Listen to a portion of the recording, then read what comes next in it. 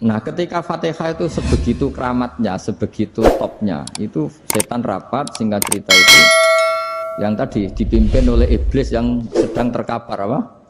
Terus tali obatnya nggak ada, cuma dia shock karena ada surat yang turun yang melafatkan itu pasti selamat dari apa?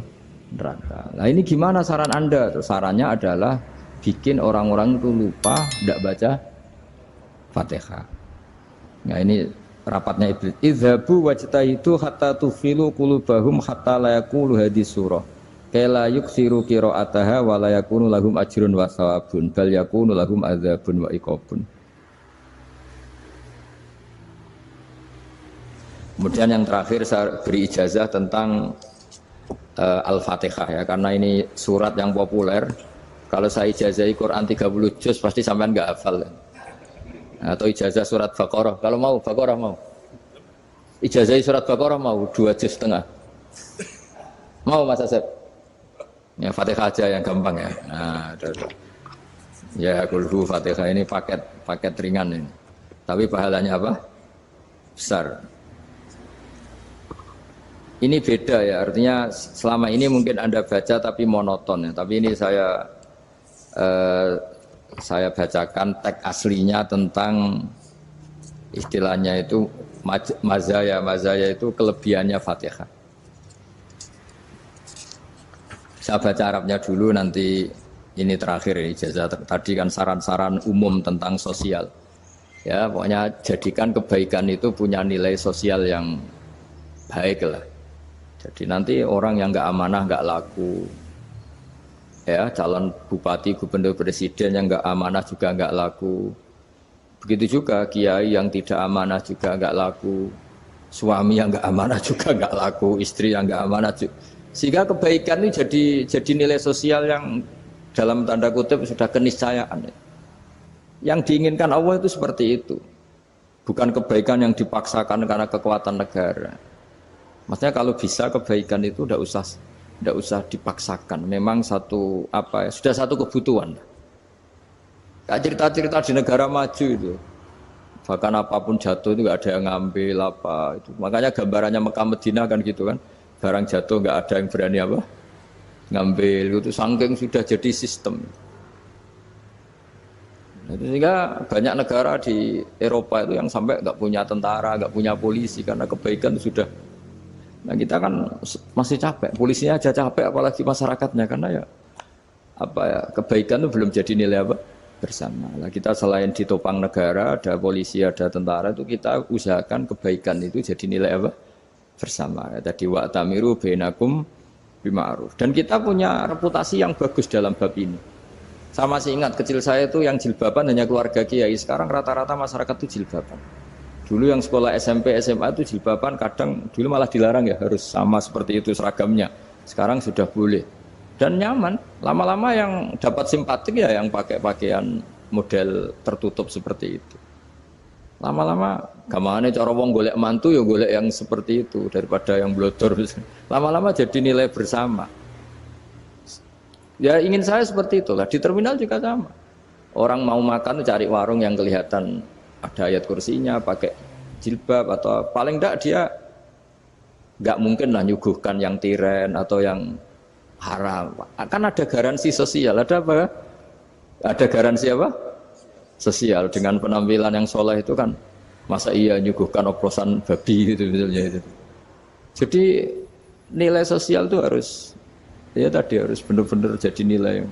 Sehingga negara biar enggak capek-capek.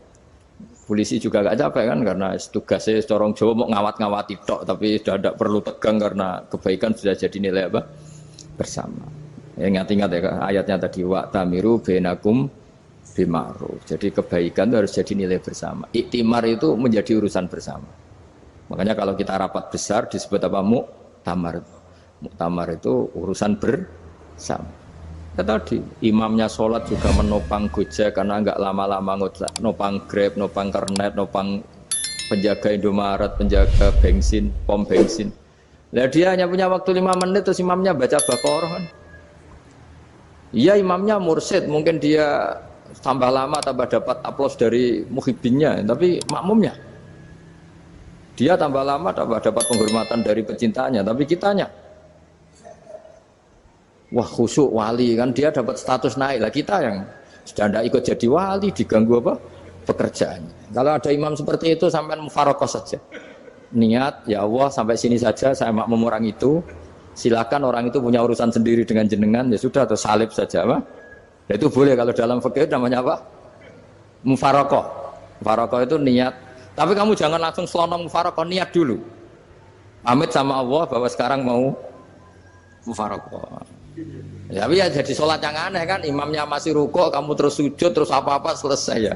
Mungkin dalam pandangan itu orang lain ini maksudnya makmum gimana ini kok begini. Tapi sudahlah, Allah Maha tahu. Insya Allah dimaklumi. Ya saya baca tentang Fatihah ya, karena sampean pasti sering baca Fatihah. Supaya apa sekaligus jadi jimat lah gitu. Jadi kalau kamu sering di jalan-jalan yang mungkin sepi, atau mungkin kan tidak semua teman Grab itu nasibnya bagus yang di Semarang Jogja. Mungkin yang di Kalimantan, di Papua kan ada yang 10 kilo gak ketemu rumah, ya kan? Ya lihat di TV-TV itu kan kasihan kan, sudah 10 kilo gak ketemu rumah, penumpangnya kuwekar preman tuh kan, ini makan orang enggak kan? Kan ujiannya dua. Kalau penumpangnya cantik itu ya kecoba syahwat, kalau preman takut. Jadi orang itu selalu ujian itu. Sing sedengan itu kan jarang orang itu. Jadi kalau penumpangnya perempuan cantik ujiannya itu syahwat, kalau preman ujiannya ketakutan. Kalau orang yang lemah bawa uang ujiannya kamu ingin garong. Jadi hidup itu memang semuanya ujian. Liyabluwakum ayyukum ahsanu amala. Makanya saya sering ditanya oleh teman-teman, Gus, nah ujiannya kenal wong wedok elek piye? Sama. Kenal wong ayu ujiannya syahwat, kenal wong elek ujiannya ngenyek, itu sama-sama dosa. Syahwat ya dosa, ngenyek juga dosa. Welek keriting untune metu ya dosa, ngomong gitu. Kadang-kadang orang berpikir enak kancanan wong elek gak dosa. Kata siapa kancanan wong elek itu ya dosa, karena bawaannya ngenyek. Ngenyek itu menyepelekan itu. Makanya saya itu ya nggak mau berteman sampean. Nanti kan bawaannya ngenyek atau seneng ya tidak tahu. Ya sudah, ada takdir saja, kalau ketemu ya tak ulang ngaji gitu. Tapi ini ngaji terakhir, setelah ini ngaji biasa aja, tidak usah resmi gini. Ngaji kok resmi aneh. Pokoknya nanti suatu saat kalau pandemi sudah berlalu saya akan ngaji Rebone, lalu ini ngaji. Ini ngaji yang kurang bagus karena ngatur kiai kurang berkah ini. Nanti tapi ya lumayan lah masih mau ngaji. Ngaji kok tanggal ini jam ini. Sekarang suatu saat kamu tak panggil, Mas Wahyu datang ke sini jam ini, tidak mesti bisa. Mungkin pas ada acara apa, oh, maaf ke sini pas ngecek pas apa. Gitu. Jadi ya sudah, tapi tak maafkan, enggak apa-apa. Takdir ya. Tak bacakan supaya sampean tahu keramatnya bismillah. Nah, sebelum saya bacakan bismillah Fatihah, tak beritahu tentang ilmu tafsirnya karena ini penting sekali. Fatihah itu dawuhnya Allah, tentu itu dawuhnya Allah. Saya ulang lagi, itu kalamullah. Tapi yang sudah diberikan kesampaian ke kita semua. Sehingga seakan-akan itu menjadi dawuhnya kita ke Allah. Jangan salah loh ya. Fatihah itu dawuh Allah tapi sudah diberikan ke kita. Sehingga posisi kita itu yang punya itu. Nah, kenapa ini perlu dijelaskan? Karena nanti ada kalimat iyyaka na'budu wa iyyaka nasta'in. Kalau itu masih kalam Allah, berarti Allah ngomong ke kamu, ngendikan ke kamu, kepadamu aku menyembah. Masa Allah menyembah kamu? Nah, sehingga ilmu tafsir itu menyelesaikan itu dulu ya. Saya ulang lagi ya, sebelum sampean sering baca Fatihah, aku yakin ya sering baca. Tapi barokahnya ndak paham itu ndak pernah janggal. Enggak paham itu ya penting supaya ndak iskal, ndak janggal. Sebetulnya di kalimat itu ada yang janggal. Kalau Fatihah itu kalimatnya Allah atau kalam Allah, bagaimana dengan kata-kata iyyaka na'budu? Masa Allah ngendikan ke kita, kepadamu kami menyembah. Masa Allah menyembah kita? Maka penyelesaiannya secara ilmu tafsir gimana? Semua ulama mengatakan, bukan satu dua, semuanya mengatakan di Fatihah itu semuanya diberi kawalan kalimat. Saya ulang lagi ya, di Fatihah itu semuanya diberi awalan kalimat qulu, katakan wahai hambaku begini. Ya, katakan wahai hambaku begini. Nah, begini ini pelajaran dari Allah yang sudah diberikan ke kita. Terus kita mengatakan bismillahirrahmanirrahim, alhamdulillahirabbil, termasuk kita mengatakan iyyaka na'budu wa iyyaka nasta'in. Jangan bayangkan Allah ngendikan ke kita. Kalau Allah ngendikan kita berarti gini, hei wahyu, ihdinas siratal mustaqim, tunjukkan saya jalan yang benar.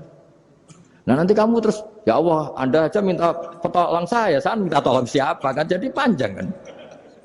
Ya, saya ulang lagi ya. Jadi itu di Ulumul Quran diterangkan gimana? Sebelum baca Fatihah, ya.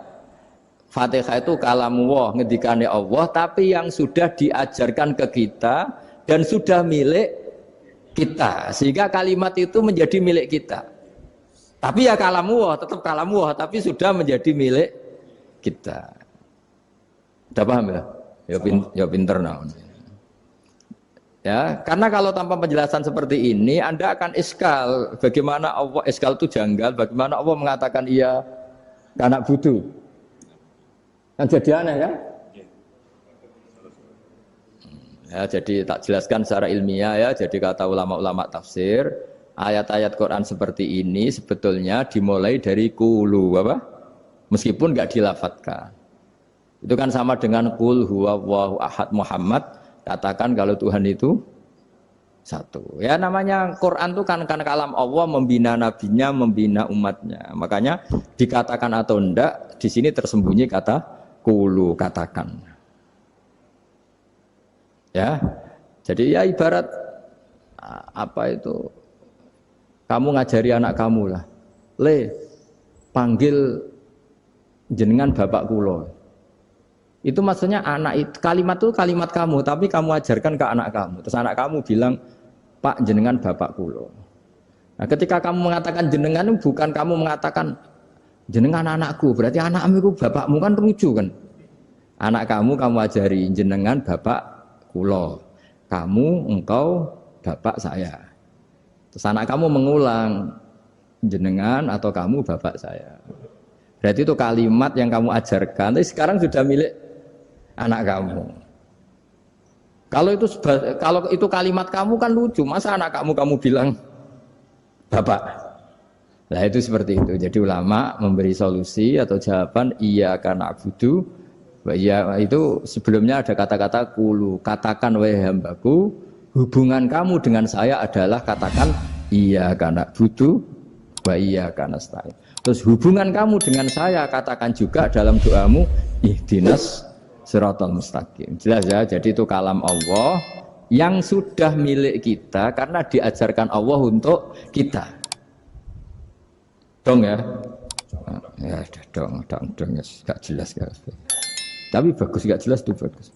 Kalau kamu jelas gak jadi digrab, jadi gubernur. Min azimi fadliha kasratu asma'iha fadail ukhra. Ini cerita dramatisnya surat Al-Fatihah. Qala Abu Hurairah radhiyallahu anhu inna iblisa ranna khina unsitat Al-Fatihah. Jadi iblis itu begitu kesakitan. Ini kitab Abu Abul Farad karangannya Sayyid Muhammad Alawi, juga kutipan dari beberapa kitab. Yang jelas beliau sendiri juga ngutip dari beberapa riwayat di beberapa hadis. Halaman 1, 2, 3. Ketika Fatihah turun itu iblis kesakitan. Kayak orang sakit gigi lah, tersiksa sisanya karena turunnya surat apa? Al-Fatihah. Artinya kalau Anda baca Fatihah dijiwai, maka Anda melemahkan setan, melemahkan iblis. Wa qala Mujahid, khina unzilat Fatihatul kitab ronna fastama indahu asyayatin. Jadi ketika Fatihah itu turun, iblis itu terkapar lah kira-kira. Sampai dijenguk banyak setan. Jadi kemana di ICU lah kira-kira gitu kalau sekarang itu. Entah COVID entah enggak tahu. Pokoknya di ICU sampai dijenguk banyak setan. Enggak tahu bawa apa enggak tahu. Pokoknya dijenguk banyak setan. Ono yang nyangoni karena ini apa? Ketuanya apa? Pingsan, sakit. Jadi iblis itu sakit sampai dijenguk anak buahnya setan-setan. Ya, semoga kalian semua tidak kenal setan. Kalau kenal berarti teman, apa? Wa qalu misla dzalik. Wa qala lahum laisa mimma taquluna syai'un walakin unzilat suratun laisa ajru qailiha illa an harrama alaihi nar jahannam. Saya ini bukan sakit fisik kata iblis. Kamu tidak usah jenguk saya, datangkan dokter terbaik, tidak usah. Saya ini tidak sakit fisik. Saya ini sakit karena ada surat yang diturunkan, yang pahala yang melafatkan surat itu pasti selamat dari neraka. Padahal misi terbesar saya ini supaya manusia masuk neraka. Sekarang punya tamengnya. Wah pusing kan? Ya seperti orang lah, goda sampean ternyata sampean setia, itu kan pusing. Nah ternyata tidak setia, itu yang akhirnya ribet kan itu. Jadi iblis itu cita-cita terbesarnya kan semua orang itu masuk neraka. Nah sekarang turun satu surat yang gara-gara surat itu siapapun yang baca dijamin selamat dari neraka. Jadi walakin unzilat suratun laisa ajru qailiha illa an harramallahu alaihi nar jahannam. Karena jadi dia shock lah itu kalau orang di Jawa itu bilang shock.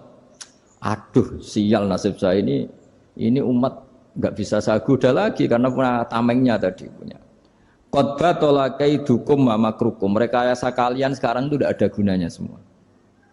Nah, ini alhamdulillah di Indonesia kelihatan kan banyak yang miskin, banyak yang susah. Tapi selagi mereka masih sholat, itu keinginan mencari halal itu masih tinggi. Kayak apa kita di tengah kota, jauh dari anak istri, jauh dari tetangga. Biasanya kalau orang jauh dari anak istri, tetangga kan sakar PDW. Tapi yang soleh masih banyak, sudah jauh dari keluarga tetap lurus. Loh, kalau yang dekat lurus kan wajar, konangan wong akeh kan. Ini sudah jauh masih lurus. Nah ini nggak lepas dari barokahnya surat apa? Surat Fatihah tadi.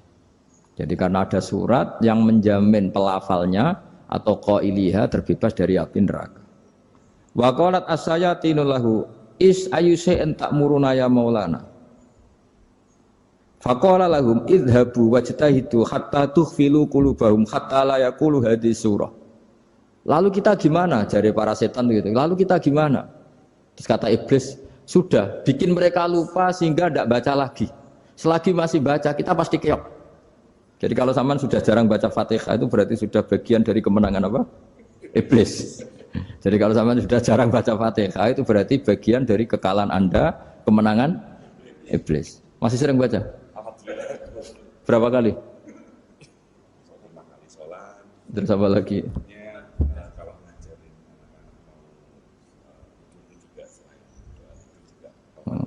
Kok 5 kali tok itu?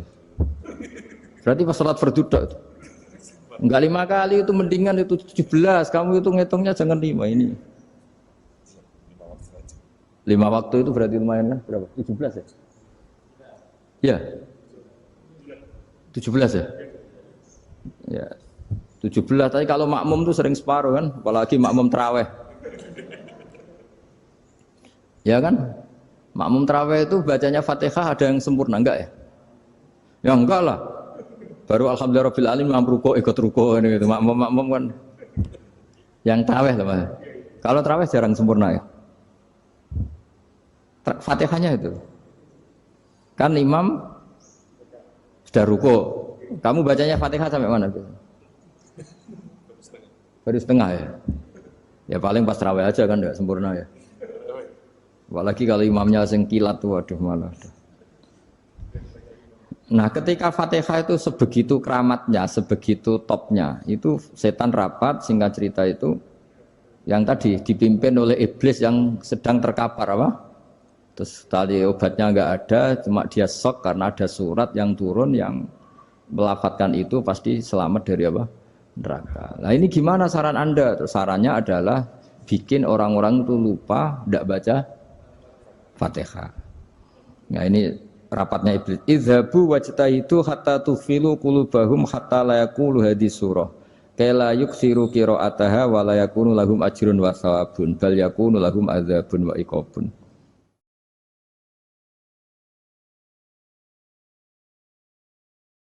Jadi saya mohon selama ini Anda sudah baca, tapi mungkin hanya rutin saja. Napa rutin saja? Jadi barokahnya ngaji ini kamu punya kekuatan atau punya semangat membaca karena ini surat yang luar biasa. Ibarat gini, kalau sampean tanya, saya juga sering mikir, masa Gus hanya surat kok punya kekuatan seperti itu?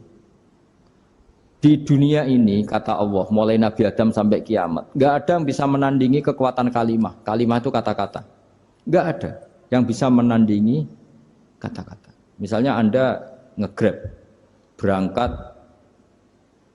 istri cuek, berangkat cuek. Itu beda dengan ketika meskipun satu kalimat. Wes Pak, muga-muga dilindungi pangeran, mungkin jenengan selamat. Itu menjadi teduh dan semangatnya luar biasa karena kayak mendapat support.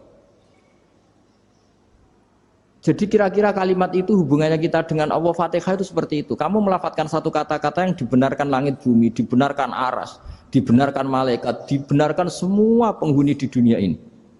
Sehingga tuh efeknya luar biasa. Itu seperti gini ya, kamu cerai sama istri, terus nikah lagi katut babon. 10 tahun anak kamu dididik, ibunya benci kamu. Dan memang Anda layak dibenci. Dididik. Dan sampai nggak pernah manggil kamu Pak.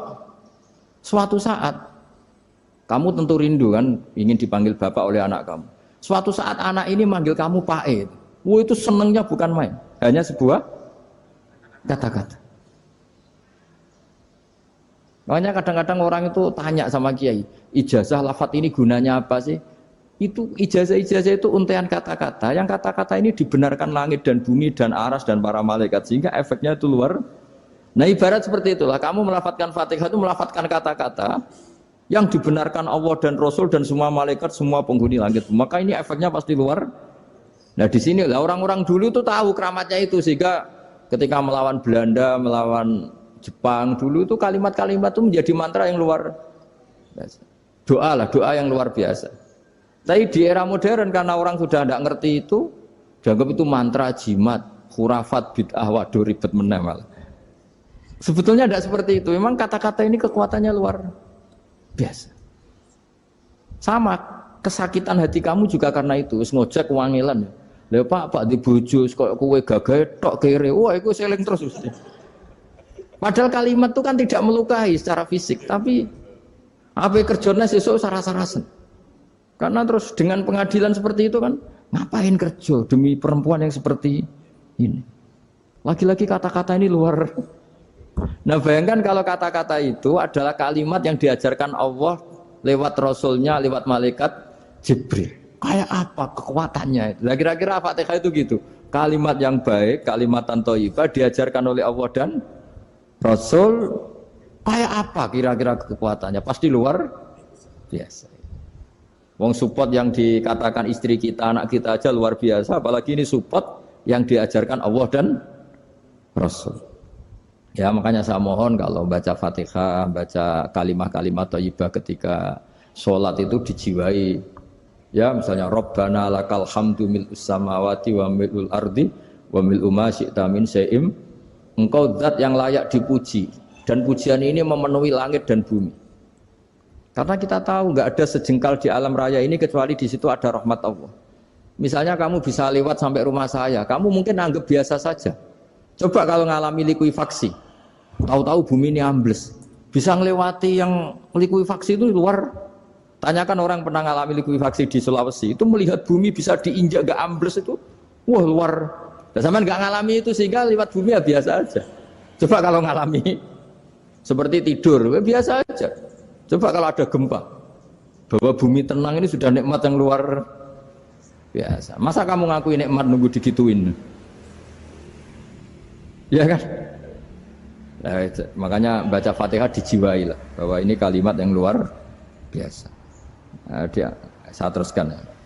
Warwa Muslimun fi sahihihi an Ibnu Abbas radhiyallahu anhuma annahu qala bainama Jibril alaihi salam qaidun dan Nabi sami anaqidan min fawqih farafa'a ra'sahu faqala hadza babun minas sama futihal yawma lam yuftah qaddu ilal yaum fanazala minhu malakun faqala hadza malakun nazza ilal ardi wa lam yanzil qaddu ilal yaum fasallim waqal absyir binuraini qad uti tahuma lam yu'tahuma nabiyyun qablak Fatihatul kitab wa khawatimu suratil Baqarah. Jadi suatu saat Jibril ini jagongan kira-kira gitu sama Rasulullah. Tahu-tahu langit itu gemuruh. Karena langit gemuruh kata Jibril terus semuanya ngangkat kepala ke langit. Ini pintu langit baru ini dibuka, yang sebelumnya tidak pernah dibuka seperti ini. Turunlah malaikat, yang malaikat ini pun malaikat spesial yang enggak malaikat murahan lah kira-kira gitu, yang enggak pernah turun ke bumi kecuali juga saat itu. Dengan penyambutan yang luar biasa, dengan semuanya enggak pernah terjadi. Hanya karena bahwa surat Fatihah. Jadi ini surat yang luar biasa, pengawalannya lewat malaikat yang spesial enggak pernah turun di bumi kecuali saat itu. Penyambutannya juga enggak pernah seperti itu, baru seperti itu. Jadi semuanya itu spesial. Nah, kenapa ini spesial? Karena di situ ada isi puja-puji kepada Allah Subhanahu wa ta'ala. Ada ikrar kita, alhamdulillah rabbil alamin, ar-rahmanir rahim. Ikrar ini penting. Kalau contoh paling gampang gitulah. Kamu punya istri selama ini cerewet terus. Suatu saat ngomong, Pak, tak angen-angen rono wong lanang kayak sampeyan. Wah, itu langsung tidak ada lelaki sebaik engkau. Itu sama senengnya, masya Allah. Karena ada ikrar dari seorang istri ke kamu. Nah, bayangkan kalau ikrar kita sebagai hamba diakui oleh Allah Subhanahu, maka ikrar ini akan dicatat sebagai kebaikan kita yang kita panen nanti di akhirat. Karena ada ikrar. Kita ikrar bahwa alhamdulillah rabbil alamin. Kita ikrar ar-rahmanir rahim. Kita ikrar maliki yaumiddin. Kita ikrar iyyaka na'budu wa iyyaka nasta'in. Sampean misalnya jadi orang Indonesia, ketemu orang Indonesia yang makmur di Jerman, terus lupa Indonesia. Kamu orang Indonesia? Enggak, saya enggak orang Indonesia. Mangkel gak kira-kira? Mangkel. Karena salah ikrar kan gitu. Ya, jadi saya mohon jangan anggap kalimat itu hal yang biasa, tapi luar biasa. Nggih, ngoten mawon. Assalamualaikum warahmatullahi wabarakatuh.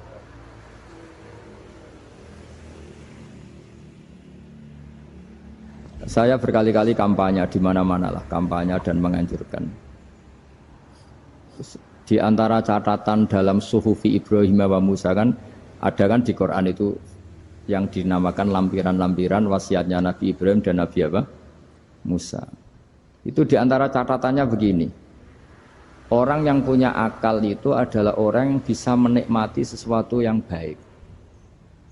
Misalnya gini, contoh gampang gini. Kamu punya anak pertama atau punya anak yang masih kecil, itu gendong tuh senangnya bukan main, melihat anak sehat tuh senangnya bukan main. Mungkin saat itu banyak orang yang sedang maksiat dengan perempuan nakal atau dengan teman-teman nakalnya, yang nganggap seperti itu tidak nikmat. Tapi andaikan ini ditimbang ya ditimbang. Yang maksiat tulan, misalnya paling ukuran bahagianya itu 70%. Tapi yang ini, yang nimang anak baru lahir atau masih kecil, corong Jawa ngeloni anak, bisa saja bahagianya itu sampai 100%. Artinya selama ini kesalahan kita adalah nganggep maksiat itu pasti menyenangkan dan taat itu tidak menyenangkan. Makanya saya berkali-kali fatwa, untuk melawan kenikmatan maksiat, orang harus terbiasa menikmati taat, menikmati kebaikan. Jangan kira kita nimang istri nikmat, nimang anak nikmat, ketemu teman yang lama tidak ketemu juga nikmat. Artinya kita akan melewati berjam-jam untuk jagungan sama teman, sama anak, sama istri. Dan itu harus kamu nikmati supaya mengganti tidak berkebutuhan nikmat yang lewat jalur maksiat. Jadi saya mohon sarana-sarana yang menyenangkan itu, yang taat itu kita maksimalkan. Makanya bapak saya itu sering pesen, kowe nak ngaji sing guyon, sing seneng. Nganti wong maksiat itu karena cari kesenangan. Coba kalau kesenangan itu sudah didapatkan saat taat, maka tidak butuh lagi kesenangan yang berbentuk maksiat. Makanya orang-orang wali dulu kalau sudah sholat itu gak bisa berhenti karena merasa nikmat. Makanya Nabi pernah ngendikan wa qurratu aini fi sholat, nyaman saya itu kalau sedang sholat.